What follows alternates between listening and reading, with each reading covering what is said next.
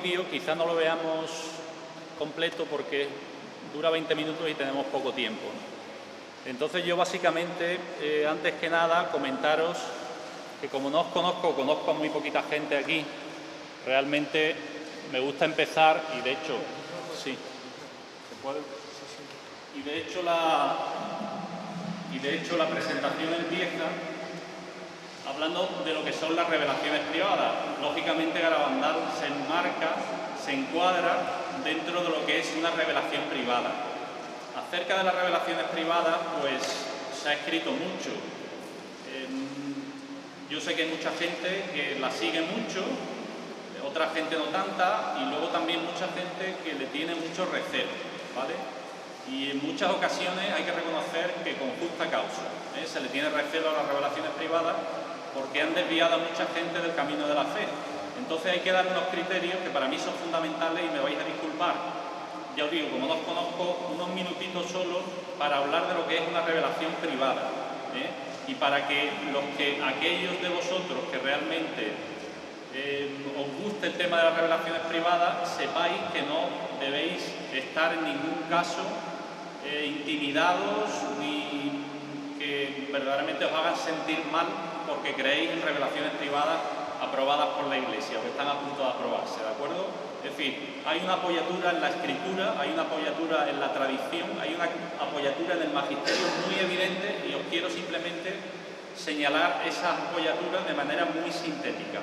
Antes que nada vamos a ver el vídeo para que bueno, tengáis un poquito de calentamiento acerca de lo que es Garabandal con imágenes reales, ¿de acuerdo? Quizá no lo veamos entero, pero bueno, yo creo que unos minutos va a estar bien verlo.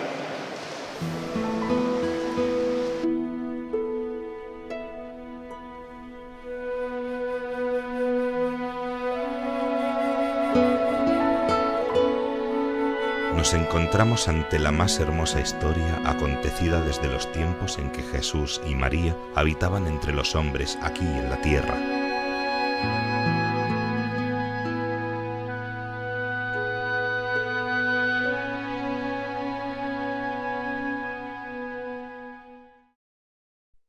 ¿Dónde está y qué es Garabandal? Garabandal es una aldea aislada de unas 300 personas en las montañas del Cantábrico, en el noroeste de España. Es un lugar de sobrenatural serenidad y belleza. El 18 de junio de 1961, 4 niñas, Conchita González, Jacinta González y Mariloli Mazón, de 12 años, junto con Maricruz González, de 11, jugaban en las cercanías de la aldea cuando oyeron un sonido como de trueno. Asustadas, levantaron las cabezas para ver de dónde venía el ruido. De repente vieron delante de ellas la hermosa figura de un ángel resplandeciente. Tras unos breves instantes y sin haber pronunciado palabra, desapareció. Durante los días siguientes se repitieron las visitas del ángel, que en silencio las miraba y sonreía. Los habitantes de Garabandal comenzaron a reunirse con las niñas al caer la tarde para rezar el rosario a la espera de la aparición. Finalmente, el 1 de julio de 1961, el ángel habló a las niñas y les dijo: ¿Sabéis por qué he venido? Debo anunciaros que la Virgen Santísima se os aparecerá mañana, como Nuestra Señora del Monte Carmelo. Llenas de alegría, las 4 niñas a la vez exclamaron: ¡que venga pronto! El 2 de julio, fiesta de la Visitación en aquel entonces, hacia las 6 de la tarde, las muchachas estaban en la calleja cuando la Virgen se apareció con el niño Jesús y 2 ángeles. A uno de los ángeles le reconocieron como el que se les había estado apareciendo, que después fue identificado como San Miguel Arcángel, y el otro parecía idéntico. Había más arriba y a la derecha un ojo que las muchachas llamaron el Ojo de Dios. Sin miedo alguno, las niñas comenzaron a hablar con la Virgen. Hablaban sobre sus familias y el trabajo que hacían en casa o en los campos, y la Virgen sonreía. Conchita dijo que era como si su madre hubiera estado ausente durante un viaje y acabara de volver. Rezaron el rosario con la Virgen y ella les enseñaba a rezarlo bien. Cuando la Virgen dijo que se tenía que marchar, las pequeñas le insistían para que no se fuera. Ella, para consolarlas, las prometió volver al día siguiente. Y volvería aún no solo el día siguiente, sino en centenares de encuentros, en ocasiones varias veces a lo largo del día y de la noche. Las niñas sabían perfectamente cuándo iban a tener aparición gracias a lo que ellas mismas denominaban las llamadas. Recibían 3 llamadas, que eran como una alegría creciente que precedía y anunciaba la aparición. A la tercera llamada, la alegría era tan grande que salían corriendo de donde estuvieran hacia el lugar de la aparición, a donde llegaban casi simultáneamente y donde caían repentinamente de rodillas y en trance estático. En agosto de 1961 comenzaron las marchas extáticas. Las niñas comenzaron a caminar en éxtasis hacia adelante y hacia atrás a través de la aldea, con sus ojos fijos todo el tiempo en lo alto. Al comienzo de las apariciones, para hacer reír al niño Jesús que nuestra Madre del Cielo a veces traía en brazos, las niñas le ofrecían pequeñas piedras. El niño no tomaba las piedras, pero nuestra Madre sí, las besaba y encargaba a las niñas que las dieran a determinadas personas después del éxtasis. Al ver esto, los espectadores comenzaron a dar a las niñas numerosos objetos religiosos para que fueran besados por la Virgen, o los colocaban en una mesa puesta a un lado para este propósito en los hogares de las niñas cuando ellas no estaban presentes. No había manera de que ellas supieran a quién pertenecía cada artículo.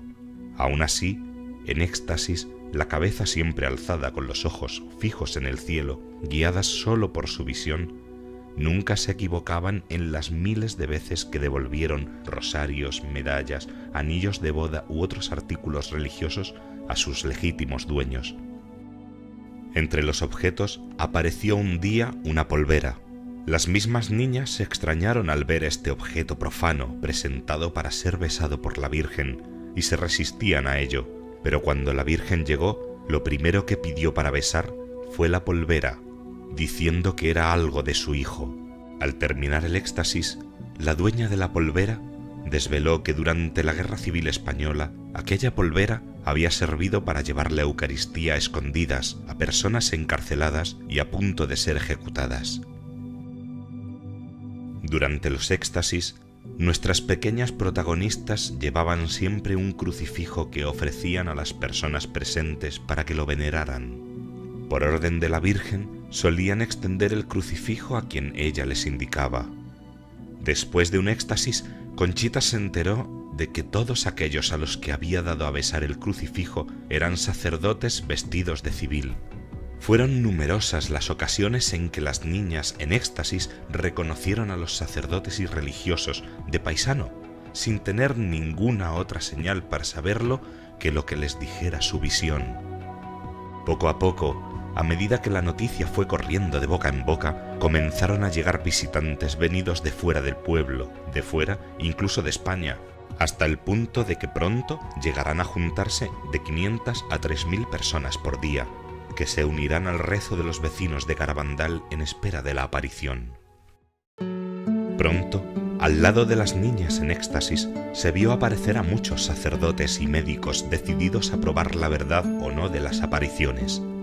Entre los primeros llegaron a este rincón de la montaña teólogos de prestigio, profesores, sacerdotes diocesanos y religiosos en ocasiones con importantes cargos dentro de la Iglesia.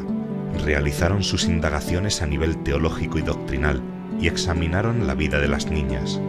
Pudieron comprobar que eran niñas perfectamente sanas y equilibradas, sin ansia de espectacularidad, aun cuando no dejaran de tener cosas de niñas cuando estaban fuera del éxtasis, lo cual las hacía más normales aún si cabe.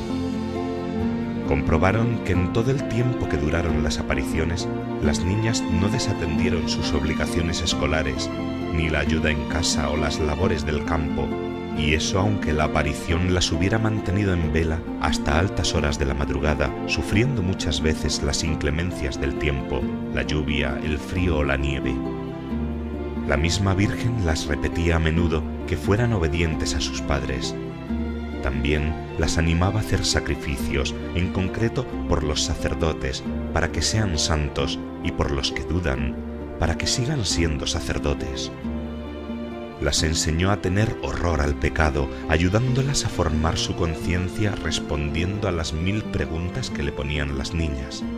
Las niñas afirmaron que después de ver a la Virgen tenían más ganas de amar a Jesús y a María y de hablar a todos del Señor y de su Madre Santísima.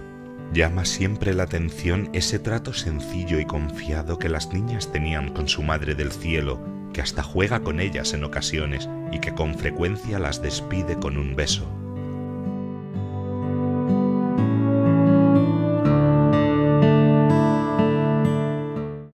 Los médicos, por su parte, comprobaron asombrados los extraños fenómenos físicos que acompañan a los éxtasis.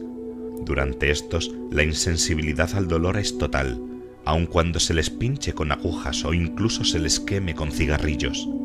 Sus cuerpos adquirían un peso extraordinario que hacía imposible levantarlas y ni siquiera obligarlas a hacer el más mínimo movimiento de sus miembros. Sus ojos abiertos contemplando la aparición eran bombardeados con la luz de focos potentes y de flashes sin que la expresión de sus rostros fuera perturbada.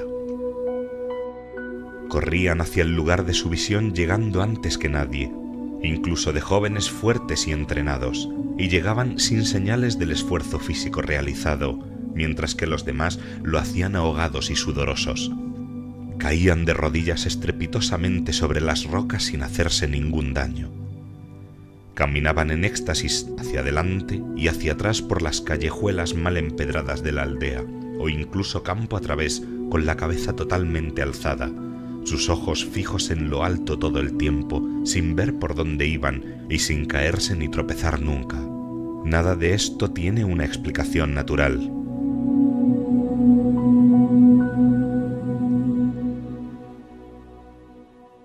Entre los muchos sacerdotes que subieron a Garabandal para estudiar los hechos estaba el padre Luis María Andreu, jesuita, que subió a Garabandal junto con su hermano, el también jesuita padre Ramón Andreu, movidos ambos más por la curiosidad que por la esperanza de encontrar cosas serias. Lo que vieron les convenció bien pronto de la verdad de lo que cuentan las niñas. El 8 de agosto de 1961, el padre Luis María Andreu hizo una segunda visita a Garabandal. Al entrar las niñas en éxtasis, se colocó cerca de ellas para observarlas con detenimiento. De repente, los que estaban con él pudieron ver cómo una indescriptible emoción invadía al padre. Su rostro cambió de aspecto y las lágrimas comenzaron a caer por sus mejillas. De repente gritó: «¡Milagro, milagro, milagro, milagro!». En el coche que le llevaba de regreso a su residencia esa misma noche, sus compañeros de viaje se quedaron impresionados por la alegría que desbordaba el padre y la seguridad con la que hablaba de los hechos de Garabandal. Repetía emocionado: «¡Qué contento estoy! ¡Qué regalo me ha hecho la Virgen! Vaya suerte tener una madre así en el cielo. Yo no puedo tener la menor duda sobre la verdad de las visiones. Hoy es el día más feliz de mi vida». Después de esta última frase quedó en silencio. «Padre, ¿le pasa algo?». El padre Luis María Andreu había muerto. Era un hombre todavía joven al que no se le conocía ninguna enfermedad. La Virgen dijo a las niñas que el día 8 de agosto el padre Luis María Andreu no solo la había visto a ella, sino que había tenido también una visión del gran milagro que vendría. ¿De qué milagro estaba hablando la Virgen?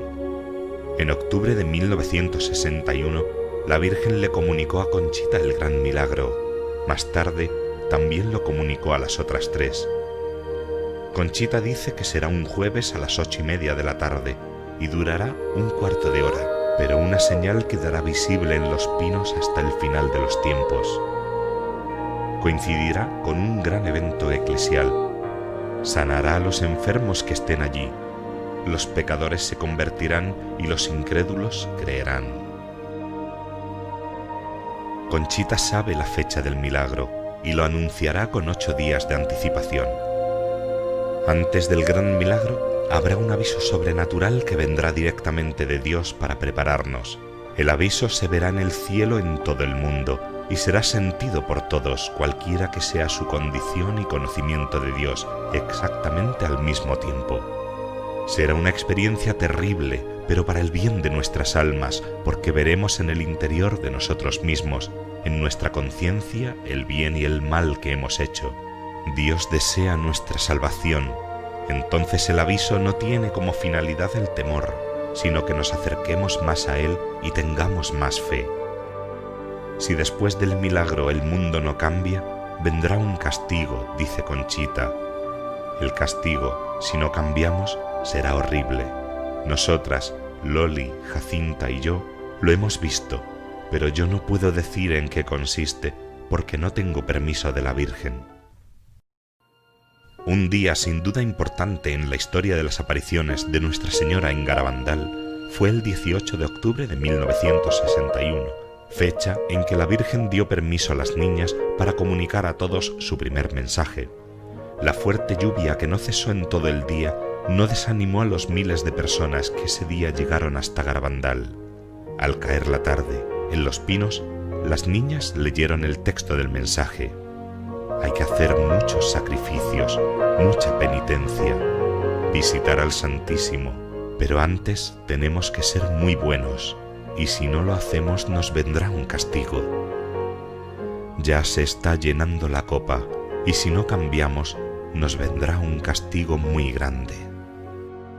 Con sencillez de madre, María Santísima daba a sus hijos las indicaciones que éstos necesitaban oír para bien de sus almas. Si no tomamos el camino de la cruz, si la Eucaristía no es el centro de nuestras vidas y de cada uno de nuestros días, si no somos buenos, si no nos convertimos, el Señor no tendrá más remedio que intervenir para que comprendamos la importancia de lo que está en juego, nuestra salvación.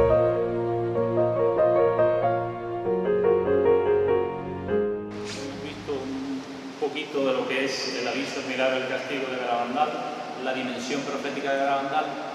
Y bueno, yo creo que lo podemos cortar aquí porque no sé si sabéis, algunos sí sabréis, que hoy se estrena la segunda parte de la película Garabandal, solo Dios lo sabe, y es precisamente, o va precisamente de la dimensión profética, ¿vale? Esta película se estrenaba a las 7 y yo creo que es gratuita, está en YouTube y yo creo que vais a poder verlo y os vais a poder empapar muy bien de lo que es la dimensión profética de Garabandal, que está adquiriendo unos caracteres absolutamente actuales, mucho más que hace unos años, cuando la última vez que vi la presentación, lo he comentado a una persona que está presente. Bueno, pues a mí cierta cosa me dejaba perplejo. Ahora lo veremos cómo ha cobrado una actualidad enorme lo relativo a el anuncio profético o el contenido profético de Garabandal. Bueno, antes que nada, comentaros que hoy es un día muy especial, el 18 de junio de 2020, y se cumple, a ver si lo digo bien, el 59º aniversario del segundo mensaje de Garabandal, hoy precisamente, ¿vale? En fin, es un mensaje que la Virgen da a través del Arcángel San Miguel. Ella empieza: yo, vuestra madre, y yo espero que nuestra madre, la Madre de Dios y Madre nuestra, que es uno de los rasgos distintivos de Garabandal, la maternidad tan cercana de María, pues como esposa del Espíritu Santo nos ilumine nuestras mentes y nuestros corazones, los de todos los que estamos aquí, para que sepamos captar la verdad sobre Garabandal.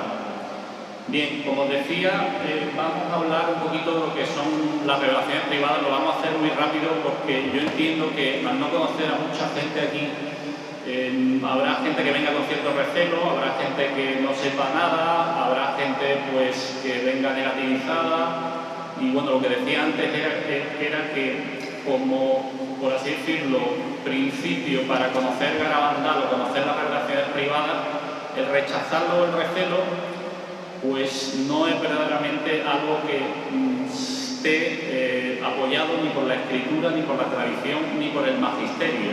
Todo lo contrario, la escritura, la tradición y el magisterio apoyan la existencia de las revelaciones privadas y les otorga un estatus muy importante dentro de lo que es la revelación de la Iglesia.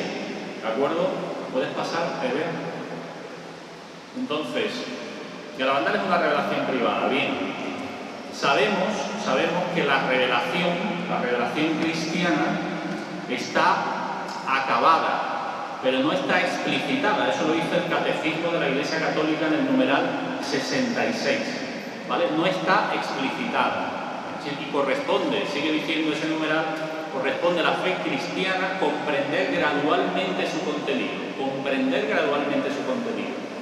Es ahí la razón por la que muchos dogmas de la Iglesia que han estado en embrión, en la escritura, en la tradición, se formulan desde el punto de vista magisterial al cabo de los siglos y de los milenios. Porque la Iglesia ha necesitado tiempo para comprender una creencia pacífica, por ejemplo, acerca de la Inmaculada Concepción o de la divinidad de Cristo, ha sido atacada y entonces la Iglesia ha tenido que formularla explícitamente. Bueno, pues yo lo que quiero decir aquí, y lo voy a decir en plan metralleta, es que realmente la revelación privada es de gran ayuda para ello. Y además, no lo digo yo, lo dice la propia Escritura, lo dice, como digo, la tradición, lo dice el Magisterio. ¿Y la Escritura qué dice? Bueno, la Escritura dice en 1 Tesalonicenses 5:20 que no despreciemos las profecías.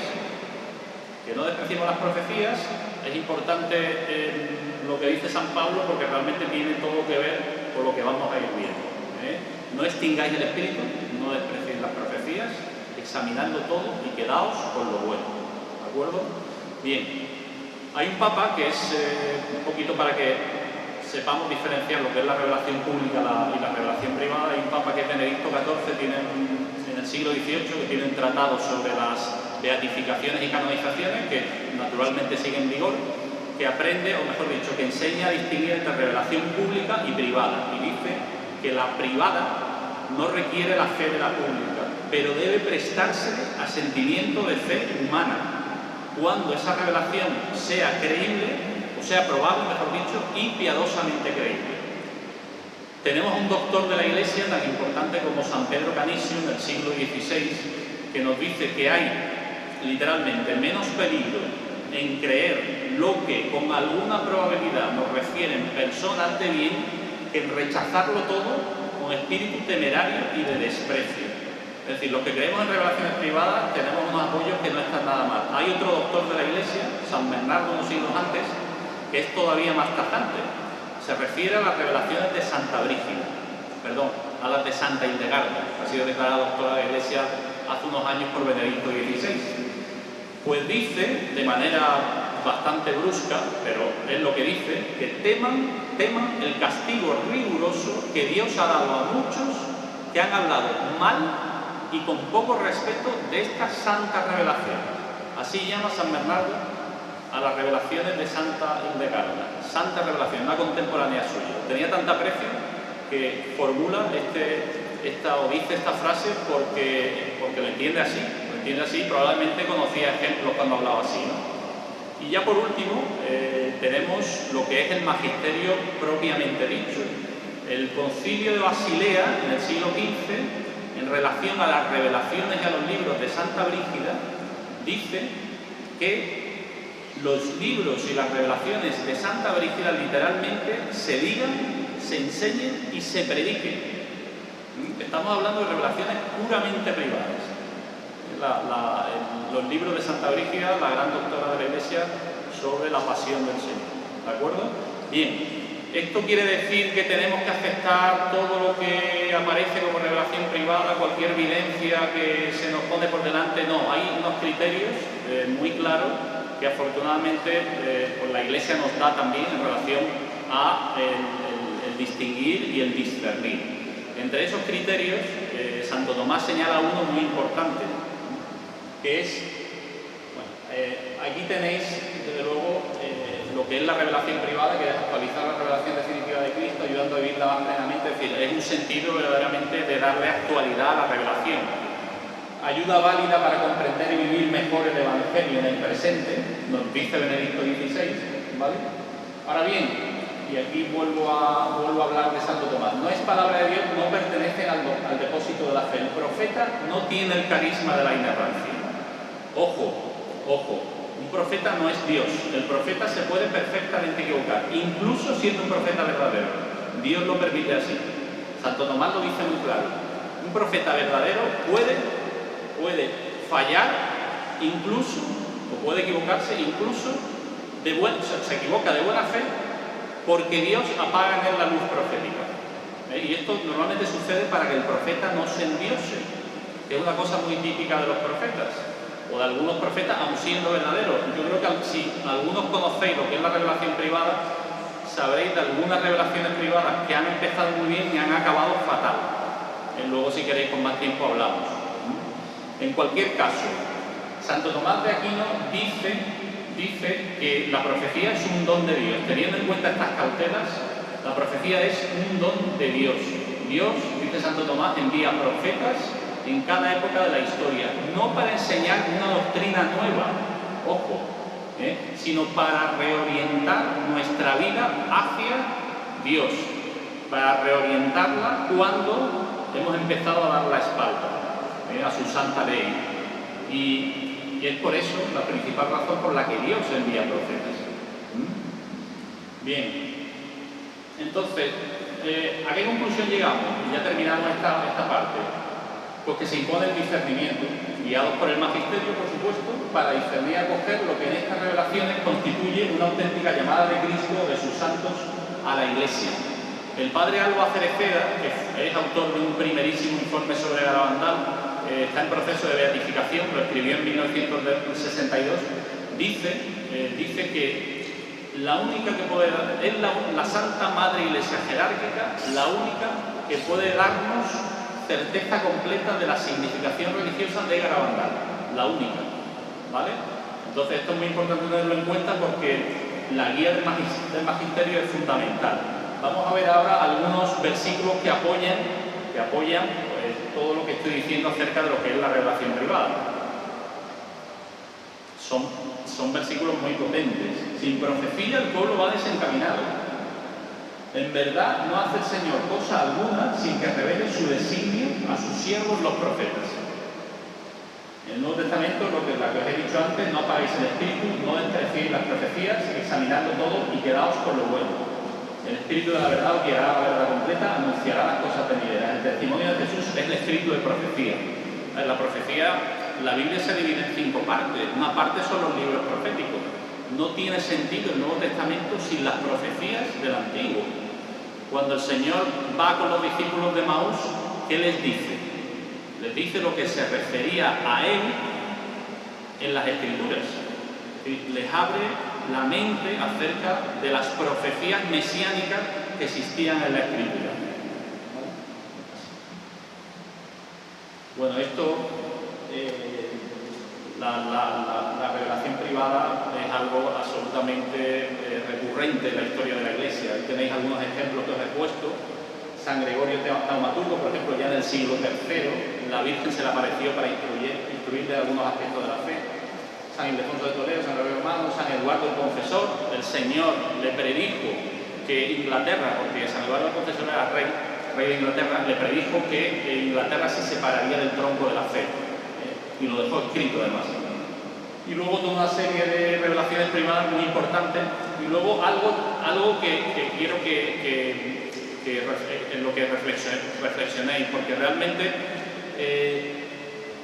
hay revelaciones privadas que son fundamento de culto público y oficial. Es decir, fijaos hasta qué punto es potente la revelación privada a la hora de explicitar el contenido de la fe y de ayudarnos a vivirlas más plenamente. La santísima fiesta del cuerpo y sangre de Cristo, que hemos celebrado la semana pasada, esa fiesta no es que un papa dijera, bueno, sí lo dijo un papa, pero tiene su origen en una aparición del Señor, la Santa Juliana de Lieja, en 1208. O sea, tiene su origen en una revelación privada, una fiesta con culto litúrgico y oficial. Otro ejemplo muy claro que conocéis seguro es la fiesta del Sagrado Corazón. La fiesta del Sagrado Corazón tiene su origen en la aparición del Señor a Bernardo de Hoyos, el beato Bernardo de Hoyos, y a Santa Margarita María de Alacoque. Y no voy a mencionar, porque todos lo sabéis de sobra, la fiesta de la Divina Misericordia. Tiene su origen en las apariciones del Señor a Santa Faustina Cobas. Bueno, aquí empezamos ya un poco a entrar en materia para estos minutos que creo que eran necesarios. Vamos a ver, lo que son las apariciones en la vida de la Iglesia tienen, por así decirlo, 3 estatus canónicos. 3. Uno es el de consta la sobrenaturalidad. Son revelaciones aprobadas por la Iglesia y que han dado lugar a un culto oficial. Ahí tenéis algunas. El que esas apariciones hayan dado lugar a un culto oficial no quiere decir que hayan estado siempre ahí. Esas apariciones, en muchísimos casos, han estado decenios, si no siglos, esperando estudios y la aprobación definitiva por parte de la Iglesia. ¿Vale? Fátima no fue tampoco automático, yo creo que fueron varios años. Pero hay alguna por ahí cuyo nombre no recuerdo ahora, creo que es Onmen, que ha estado 3 o 4 siglos.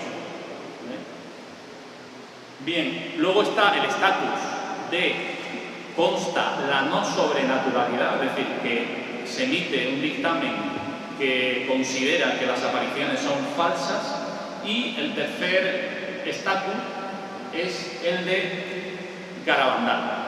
El tercer estatus es consta la no sobrenaturalidad. Mejor dicho, perdón, no consta la sobrenaturalidad. ¿Qué quiere decir esto? Esto quiere decir el lenguaje canónico que se está abierto a nuevos estudios, que se está en un proceso de compás de espera. Y esto lo expresa muy bien el cardenal arzobispo de Madrid, hoy cardenal arzobispo de Madrid, Monseñor Osoro, cuando era administrador apostólico en Santander, y un fiel le preguntó, un fiel irlandés, le preguntó acerca de las apariciones de Garabandal.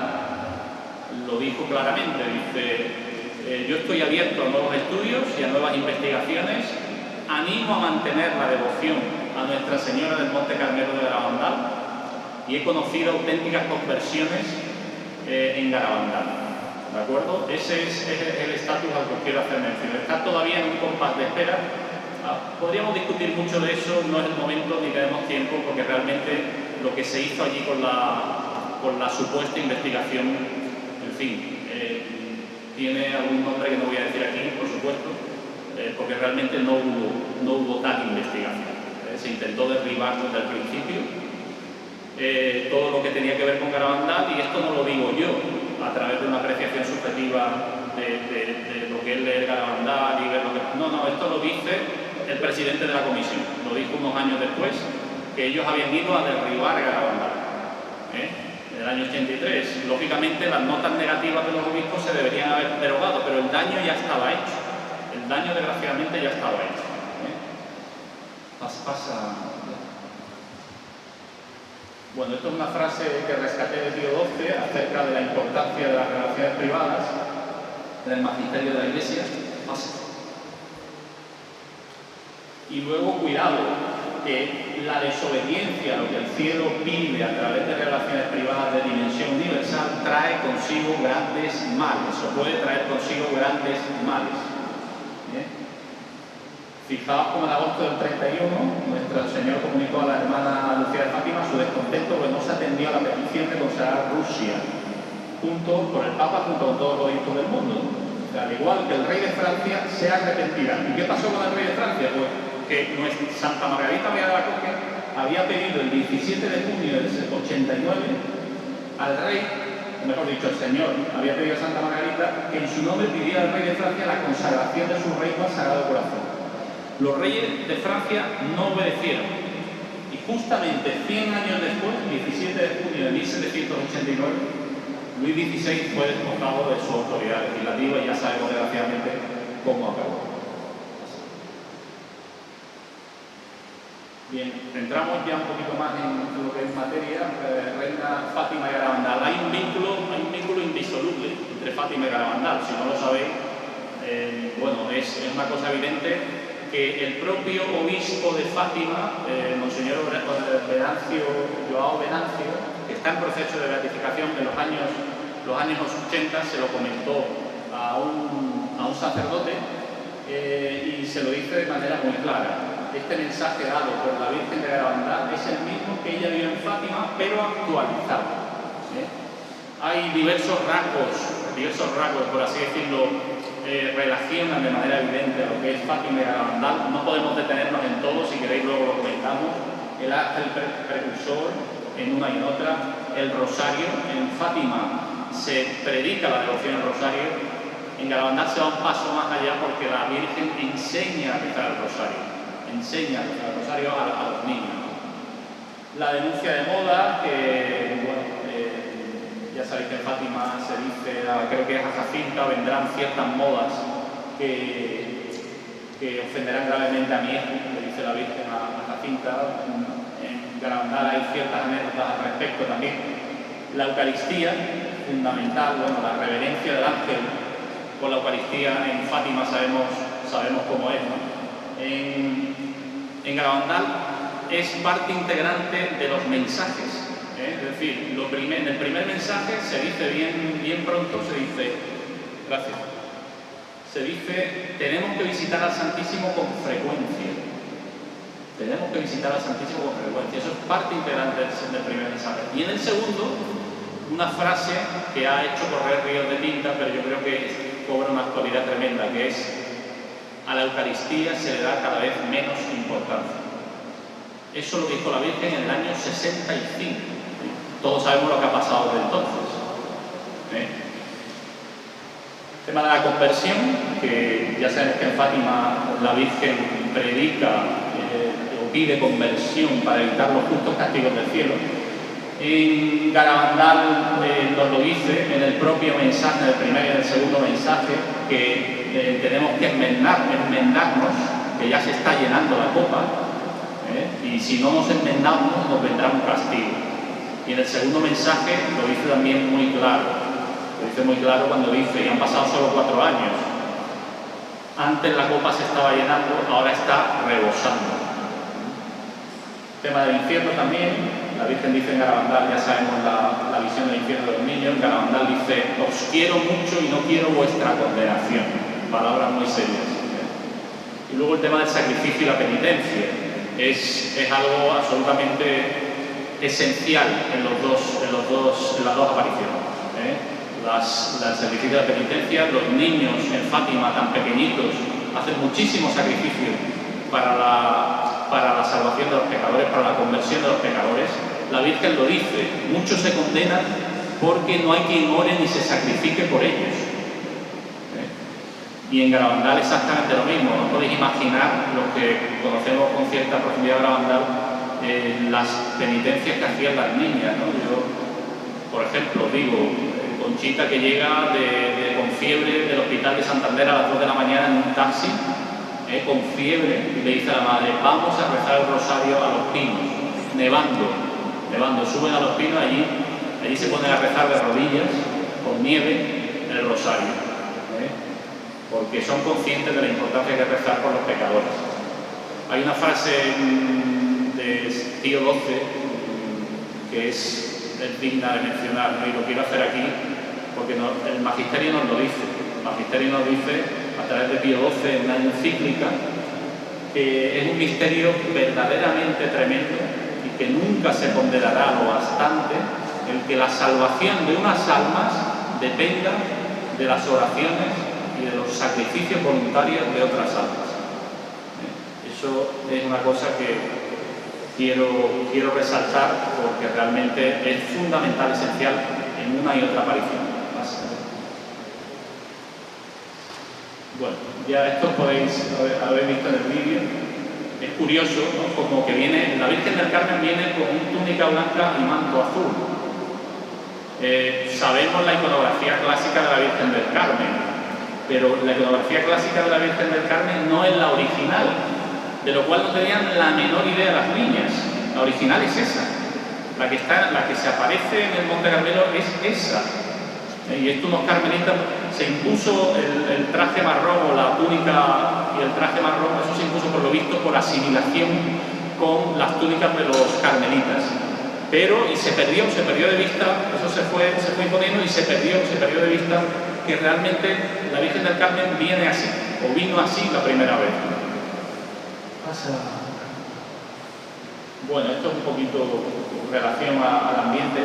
Hay una cosa bastante curiosa, que es que Garabandal coincide exactamente, no exactamente, pero la horquilla central casi exactamente con lo que es el Concilio Vaticano II.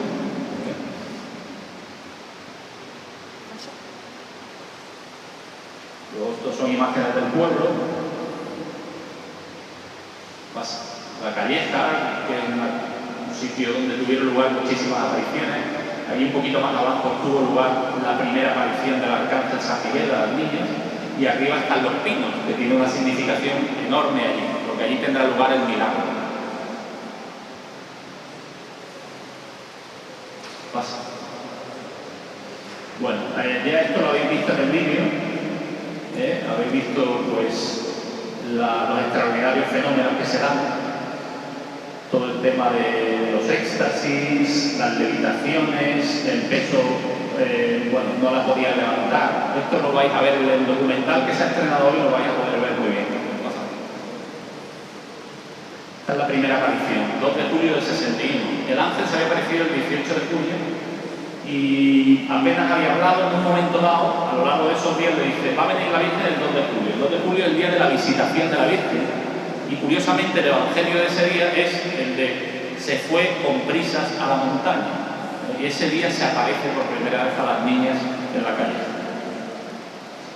Tenéis, bueno, la iconografía, bueno, sí, está bien. Esto es una de las... antes. Ahí, sí. Es uno de los rasgos distintivos de la Garabandal, es la cercanía maternal de la Virgen. Es Madre de Dios y Madre nuestra. De hecho, las niñas empiezan a rezar en éxtasis la segunda parte del Ave María: Santa María, Madre de Dios y Madre nuestra, ruega por nosotros pecadores. Eso los garabandalistas lo hacemos en privado. La Virgen no quería que se hiciera en público, hasta que la Iglesia lo aprobara. Lo aprobará algún día, seguro, porque realmente es así: es Madre de Dios y Madre nuestra. Bueno, estos son algunos de los aspectos de los fenómenos absolutamente inexplicables. La hierognosis, el sacerdocio. No os podéis imaginar, los que hemos leído sobre Garabandal, la reverencia y el respeto que le tenían las niñas a los sacerdotes. Es impresionante. Los reconocían, subían de civil y los reconocían en éxtasis. A mí una cosa que me impresiona mucho es la lectura del pensamiento. Yo he leído muchos testimonios de gente que llegaba allí bastante escéptica, o no escéptica, pero quería probar aquello. Es decir, aquí esto vale muy bien, las niñas con la cabeza para arriba, tal. ¿Esto será verdad o no? Bien. Pues yo ahora, si esto es verdad, la gente pensaba, si esto es verdad, las niñas que van hacia los pinos, que llevan mitad de calleja recorrido, que se den inmediatamente la vuelta y vengan a darme a besar la cruz que llevan. Dicho y hecho. Pero esto es muchísimas veces lo que ocurrió, no sabéis cuántas. Gente que se escondía, y bien escondida, gente del pueblo que sabía esconderse, y decía: bueno, pues si esto es verdad, que venga a darme aquí a besar la cruz. Y estaba detrás de una tapia, detrás de otra.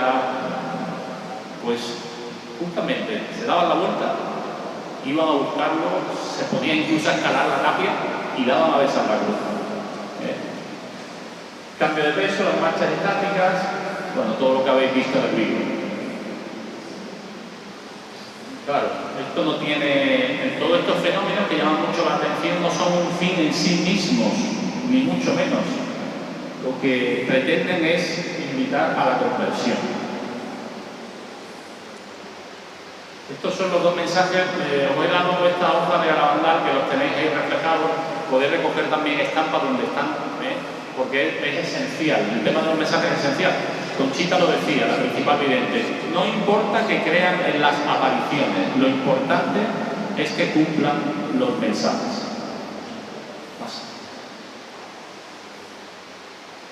El milagro de la comunión visible, que no hemos visto en el vídeo, lo hemos visto, venía un poco después, es una cosa absolutamente impresionante. Las niñas hacían comuniones místicas, se ponían de rodillas en éxtasis y un ángel les daba la comunión, ¿vale?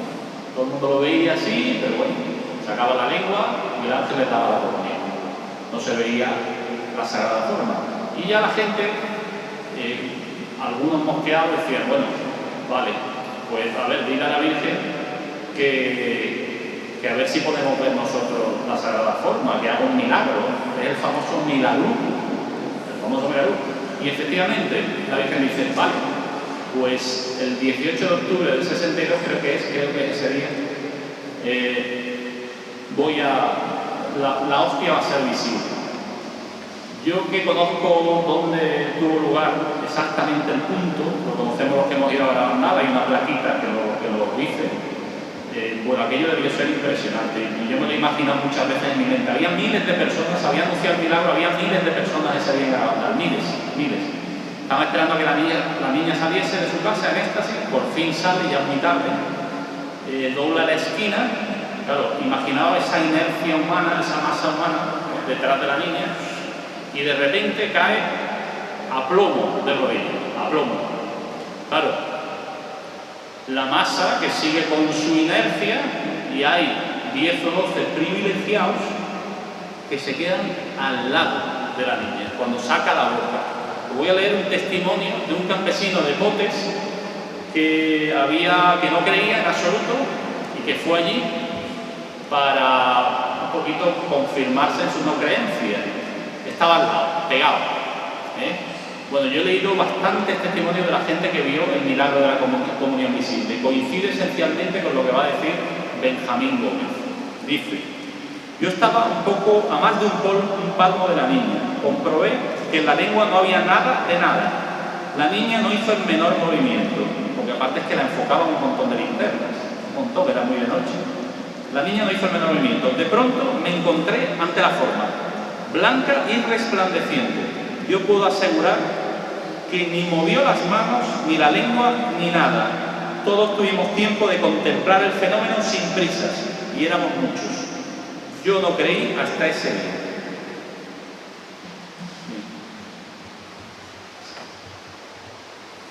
Bueno, esto, el aviso al milagro del castigo, con este tema, y era una de las cosas que a mí me hacía dudar un poquito de Garabandal, no de dudar de lo que aquello fue, porque yo estoy convencido de que aquello fue verdadero, pero sí que me dejaba perplejo. Yo decía, ¿cómo va a venir el comunismo a España? Eso lo dice continuamente una de las videntes, Mariloli, y Conchita también. Cuando venga el aviso habrá comunismo en España. No digo nada más, ¿vale? No digo nada más. Bueno, es una ayuda para preparar la visión del milagro, es un juicio particular, es decir, es como cuando un cristiano sabe que cuando se muera tendrá lugar el juicio particular y veremos nuestras almas tal como Dios las ve. Básicamente el aviso va a ser eso, va a coincidir o va a ser simultáneo con una catástrofe, por lo visto, astronómica. Pero bueno, vamos a dejarlo así. El milagro, que ya habéis leído o visto en el vídeo, mayor que la resurrección de Jesucristo, y luego el castigo, que es condicionado, como suele pasar con los castigos. Dios no castiga porque sí, Dios nos da muchos avisos. En la Biblia tenemos dos ejemplos claros. Sodoma no quería saber nada y fue castigada. ¿Y de qué manera? Nínive, formada por paganos, se convirtió. Y un castigo que iba a ser tremendo, que iba a ser totalmente arrasada, pues Dios se volvió atrás y no lo llevó a cabo. Por eso Dios lo que más ama del ser humano es la contrición de corazón, es que se humille, es que reconozca sus culpas. Pasa. Lo de los 4 papas, el aviso,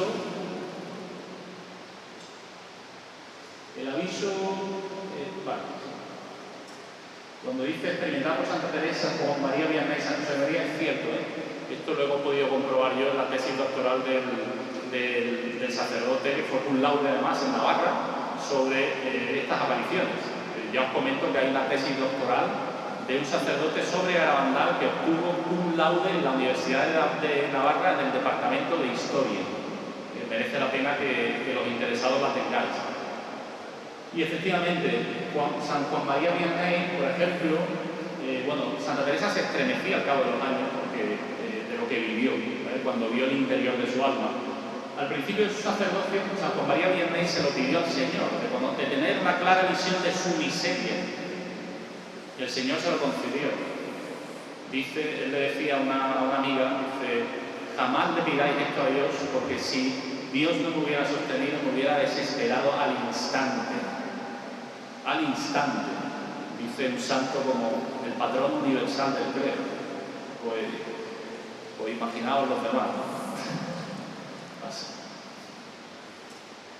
El gran milagro, ya en el vídeo venía ya, creo que no merece la pena seguir. El castigo condicionado, ya lo hemos visto, pasa a ver. Conclusión del tema profético. Lo que acabamos de decir pasa. Bueno, esto es unos vínculos que he hecho, son curiosos cuanto menos. Guadalupe la cabeza casi cubierta, Garabandal sin velo descubierta, en cinta va a dar a luz. Guadalupe, Garabandal es la única de las grandes apariciones marianas que la Virgen tiene al niño en sus brazos. En Guadalupe sin corona y Garabandal corona de 12 estrellas. Es como si culminara un ciclo de aparición de Garabandal. El Lourdes Fátima Granada, esto merece la pena. Aquí voy a rezar el rosario y yo voy a poner un poquito de énfasis en esto. En Lourdes hay una silenciosa pero muy elocuente recomendación del rosario, porque la Virgen lo lleva en el brazo, y de las 18 apariciones de Lourdes, en 6 de ellas, que son las 2 primeras, y luego en 4, incluyendo la última, que además coincide la última curiosamente con el Día de la Virgen del Carmen, consiste la aparición exclusivamente en rezar el rosario, exclusivamente, ¿vale? En Fátima sabéis cómo se predica en las 6 apariciones. Todas las 6 son rezar el rosario todos los días en 5 de ellas, y en las 6 rezar el rosario, ¿vale? Y en Garabandal la Virgen les enseña a rezar el rosario. Es muy bonito cómo les enseña, la verdad es que merece la pena que lo veáis. Bueno, esto es una cosa que me gusta mucho llegar aquí, porque yo suelo decir que los que creemos en Garabandal estamos muy bien acompañados, muy bien acompañados. No, a ver, llamarnos como excéntricos, pues realmente, en fin, creo que no hace justicia cuando alguien, un santo tan santazo como San Pío de Pietrelcina, creyó de esa manera en Garabandal, tuvo un vínculo muy directo con Garabandal desde el principio del todo. Escribió una carta a las niñas en el año 62, a sus hijos espirituales, a un catedrático de la Sorbona, le dijo: conságrate a la Virgen del Monte Carmelo de Garabandal. Le preguntó: pero bueno, ¿son ciertas? Certo è vero, le dijo. Y fijaos hasta qué punto, porque Conchita fue a verlo a su celda no mucho antes de morir. Y cuando murió el Padre Pío, el secretario, por decirlo, del Padre Pío, Fray Chenamo, creo que se llamaba, pidió a Conchita y a su madre que fueran a Lourdes, que tenía algo que darle. Y lo que le dio fue el velo que cubrió su rostro cuando murió. Y eso es algo que le dio el secretario del Padre Pío a Conchita. Una de las cosas que le preguntó Conchita es: la Virgen me dijo que el Padre Pío vería el milagro y ha muerto. Y le dijo el secretario: vio el milagro, me lo dijo, antes de morir lo vio. Pues este es uno, creería en Garabandal a pie juntilla. Fijaos qué frase de San Pablo VI. Es la historia más hermosa de la humanidad del nacimiento de Cristo. Es como la segunda vida de la Santísima Virgen en la tierra, y no hay palabras para agradecerlo. No está mal, ¿no? Eso se lo dice referente a Garabandal últimamente a un padre jesuita con imprimatur de un obispo. San Juan Pablo II lo escribe como nota de agradecimiento a un alemán que le había mandado un libro que había escrito sobre Garabandal, y es ahí lo que le escribe. Tampoco está mal. El mensaje de la Madre de Dios se ha cogido en los corazones antes de que sea demasiado tarde, y que Dios te recompense por todo tu trabajo. Pasa. Seguimos con santos que han creído en Garabandal. Santa Teresa de Calcuta, que ya es santa, era muy amiga de Conchita y la tenéis en Nueva York. Santa Maravilla de Jesús, Garabandal es de Dios. La Beata Madre Esperanza de Jesús, que estaba convencido de que era sobrenatural de las apariciones. San José María Escrivá de Balaguer, se sabe que estuvo 3 veces, se acuerda muy bien, una de las videntes, Maricruz. Y el cielo de Dios, Manuel García Nieto. Garabandal es verdadero, sí. Bueno, solamente algunas enseñanzas y nos vamos. En relación al bautismo, en relación a la Eucaristía, las niñas preguntaban a la Virgen qué quería de los españoles. Fijaos qué sencillez tan maravillosa, que se confiesen y comulguen, que se confiesen y comulguen. La Virgen me da a entender la crucifixión en la Santa Misa. Si vierais un sacerdote y un ángel, saludarías primero al sacerdote, pasa el rey. Sobre el más allá. La Virgen me ha dicho, esta es una de las locuciones del diario espiritual de Conchita. La Virgen me ha dicho, el 1 de enero del 65, que los cristianos católicos no pensamos en el otro mundo, en el cielo ni en el infierno, que debemos de pensarlo y así nuestra vida estará más unida a Cristo. Que debemos de pensar y meditar más en la pasión de Jesús. Debemos de hacerlo, no solo hacerlo, sino hacer que otros lo hagan. En una locución, Conchita preguntó al Señor si moriría pronto. El Señor le dijo, nunca se muere. Los mandamientos sobre el rosario, sobre el milagro, etc. Y luego, bueno, Garabandal tiene muchas facetas. Una fundamental es la eucarística, ¿no? Y he traído esto, que es un milagro eucarístico relativamente reciente, del año 2013, donde, bueno, básicamente, fijaos, se cayó al suelo en Colonia, una diócesis, una parroquia, se llevó a un recipiente de agua, le salieron esas manchas de color rojo, el obispo lo mandó a analizar y el informe es brutal. Se ha descubierto que los fragmentos de tejido contienen partes fragmentadas de músculo estriado transversal. El conjunto es muy similar al músculo cardíaco, con alteraciones que aparecen a menudo durante la agonía. Es decir, en la Eucaristía, queridos hermanos, no recibimos al Señor, sino recibimos al Señor que muere por nosotros, literalmente. Literalmente. Es impresionante. Y ya, por último, solamente quiero hacer alusión a una frase que dice o que escribe el padre Lucio Rodrigo, catedrático en comillas, autor de un manual en Derecho Canónico que se estudia hasta en universidades alemanas, confesor de Conchita de primera hora, creía totalmente en Garabandal, creo que está también en proceso de beatificación, y dice, y con esto concluyo, después de los misterios de nuestra redención, no ha habido en la historia de la Iglesia ningún suceso de naturaleza religiosa, espiritual, relacionado con la historia de la salvación como Garabandal. En Garabandal, la Virgen profetiza los últimos tiempos. Y con esto he concluido. Muchas gracias por vuestra atención. Bueno, mira, una vez recuerdo que decías tú que en Garabandal se había aparecido la Virgen en una cantidad, no me acuerdo, pero vaya. Sobre 2.500 veces. Por eso tú lo que digamos, si no cada una de las casas, muchísimas veces, se calcula sobre eso, sobre 2.500 apariciones. Una cosa tremenda. Seguramente será la más, ¿no? Sí, diferente. Una diferencia. Esto que vivió en Garabandal, se puede decir. Vivió en Garabandal. Entonces, claro, es un pueblo totalmente santificado. Cada una de las casas está visitada por la Santísima Virgen. Si queda tan patente, digamos, las cosas y también ha tenido el apoyo de muchas personas que están, de papas y de santos, Sí. ¿por qué, al menos aparentemente, hay tanta reticencia a aceptar estas apariciones? La comisión que se nombró fue una farsa, lo tengo que decir. No me gusta andarme con rodeos ni con paños calientes. Fue una farsa reconocida por el propio presidente de la comisión, que era un psiquiatra, doctor Morales, que en el año 83 se siente en la obligación moral de ir al Ateneo a raíz de la enfermedad de su mujer, y de un milagro que él había vivido, porque se le había pedido la curación de la mujer a través de la Virgen de Garabandal y tal. Se siente la obligación moral, fue un personaje absolutamente nefasto en las investigaciones, en el sentido que no paró de poner trabas, y él lo reconoce. Es decir, en el año 83 convoca una conferencia en el Ateneo de Santander y reconoce que los trabajos de la comisión habían estado orientados a echar por tierra Garabandal. Claro, esto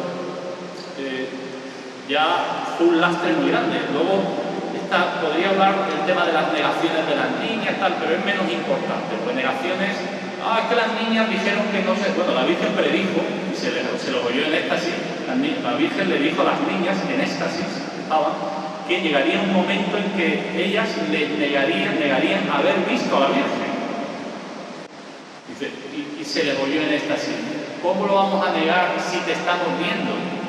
Pues luego tuvieron lugar las negaciones. ¿Vale? Eso ha pasado en otras apariciones. Bernardo de Hoyos, por ejemplo, vamos, fíjate, es un eje de todo lo que es la devoción al Sagrado Corazón de Jesús. En España, luego viene Santa Margarita María de Alacoque, y San Bernardo, o Beato Bernardo de Hoyos, se tenía por el mayor mentiroso del mundo, porque él no había visto al corazón de Jesús, él no había visto a Jesucristo. O sea, que el mundo sobrenatural, a ver, el tema de la profecía, no lo he dicho, pero yo he llegado a una conclusión, es imposible, una conclusión que es evidente, es imposible encapsularlo, es imposible dar una fórmula, que es una profecía, se nos escapa por todos lados, Una profecía tiene que consistir en esto, no, hay muchísimas vertientes, muchas cosas que se nos escapan y que hacen verdaderamente complicado discernir, por eso es tan importante la ayuda del magisterio, ¿vale? San Garabandal está en compás de espera y va a haber nuevos estudios seguro, y seguro que Garabandal va a ser aprobado. Perdón por la arrogancia, pero esta es la masa, como dice mi amigo Arturo, realmente hace falta un esfuerzo para no creer en Garabandal. Cuando te metes, claro, si te pones a... No, es que las negaciones, es que lo otro, entonces ya verdaderamente sí, es complicado. Y también que, conforme a lo que acabas de decir, actualmente a día de hoy, ¿cómo está la situación de Garabandal, lo que se ha dicho, y jurídicamente también, bueno, canónicamente?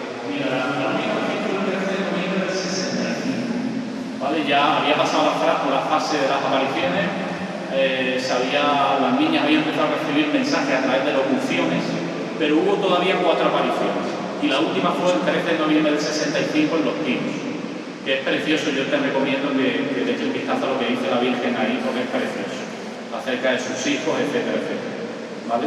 En cuanto al estatus, pues mira, creo que lo he apuntado antes, básicamente la pauta nos la da Monseñor Osoro en esa carta que él escribe a ese irlandés que le pregunta por Garabandal.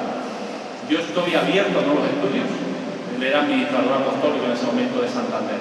Estoy abierto a nuestros estudios, a nuevos estudios, he conocido auténticas conversiones y animo a mantener la devoción a Nuestra Señora del Monte Carmelo de la Paz. Yo creo que resume bastante bien lo que es la posición de la Iglesia a día de hoy, porque además creo que es el último pronunciamiento.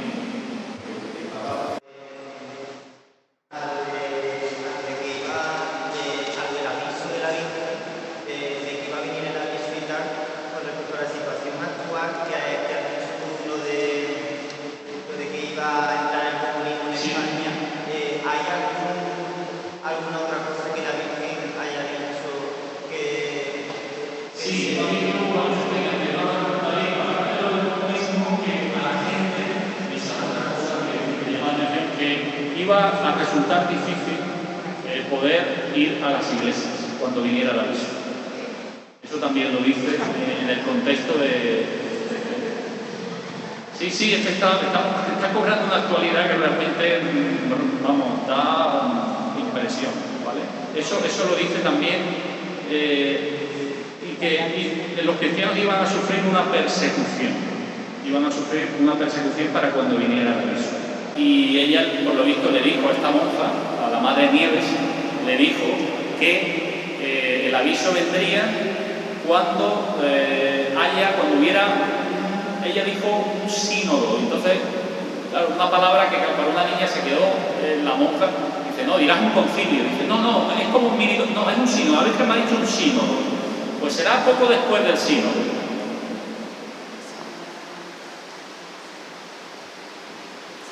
Sínodos llevamos varios años con sínodos. ¿Otra pregunta? ¿Las comisiones quién las encarga? ¿El Vaticano o empiezan localmente en la zona? Localmente. El obispo del lugar. Siempre son competentes de los obispos del lugar. Siempre. O sea, que no pasa en casa. El Vaticano siempre se atiene a los estudios que redacta y que promulga el obispo del lugar. Son los que examinan. El Vaticano no intervenió para nada en el tema de Garabandal, para nada. Solamente con esos pronunciamientos a raíz de conocer todos los sucesos y tal, pero no ha promulgado, por así decirlo, ningún tipo de nota ni nada, canónicamente. Ahora mismo, ya os digo, es el último, creo que el obispo actual, ahora no recuerdo cómo se llama, pero bueno, sí que está siguiendo la tendencia de los anteriores, ¿no? Ha habido obispos muy negativos contra Garabandal. Muy negativos. Yo escuché por primera vez, yo he ido 12 o 13 veces a Garabandal. La última vez me dijeron, es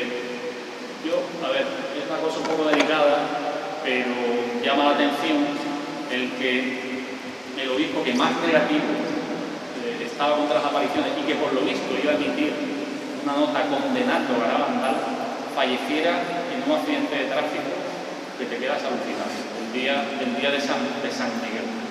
Y yo me he enterado de buena tinta, por alguien que no es ningún, en fin, que es alguien que da conferencias y es un tío muy serio, de Santiago Latus. Santiago Latus, no sé si os suena, es un argentino, un ingeniero informático enamorado de Garabandal. Y me dijo este verano, me dice, la Virgen le dijo a las niñas que avisaran a los obispos que el que se atreviera a condenarlo iba a ser duramente castigado. Y por lo visto, el monseñor Montís, Puchol Montís, que Dios tenga en su gloria, lo iba a condenar. Y tuvo un accidente que son para ver las circunstancias del accidente. Venía del Escorial, iba con un chofer, él iba conduciendo y que no veo, volcó el coche, se mató, al de al lado no le pasó absolutamente nada.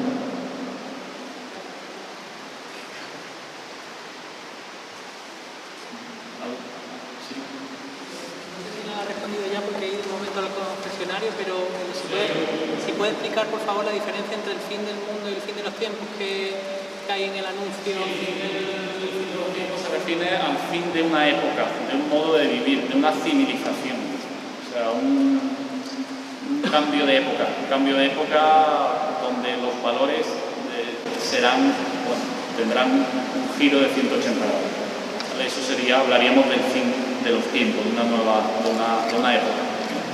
Y el fin del mundo, pues bueno, es el final de todo, es el juicio final.